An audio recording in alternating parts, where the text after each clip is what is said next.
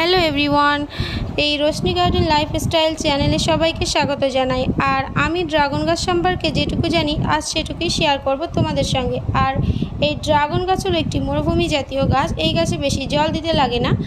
আর এখন তো বর্ষাকাল, এখন মোটেই জল দিতে হবে না। আর এই গাছে যখন কোনো কাটিং বসাবে তখন সেই মাটির সঙ্গে কিছুটা গোবর সার মেশাতে হবে।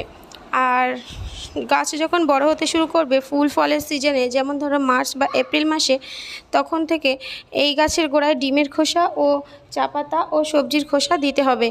আর ডিমের খোসায় থাকে প্রচুর পরিমাণে ক্যালসিয়াম। তো এই গাছের ক্যালসিয়াম তো দরকারি। আর বেশি বেশি ফুল ও ফল আসার সময় যে কোনো ছোটো ছোটো কুশি রাখবে না, সেগুলোকে ফেলে দিতে হবে। আর অনেকে তো বলে যে একবার নাকি ফল হয়েছে আর দ্বিতীয়বার এক দুটো ফুল আসছে। তো আমার ছাদ বাগানের ড্রাগন গাছে তো এই পর্যন্ত 3 থেকে 4 বার 8-10টা করে ড্রাগন ফ্রুটস হারভেস্ট করেছি। আর এখনও অনেক ফুল আছে, পরবর্তীকালে এখনও এই ফুল থেকে ফল হবে।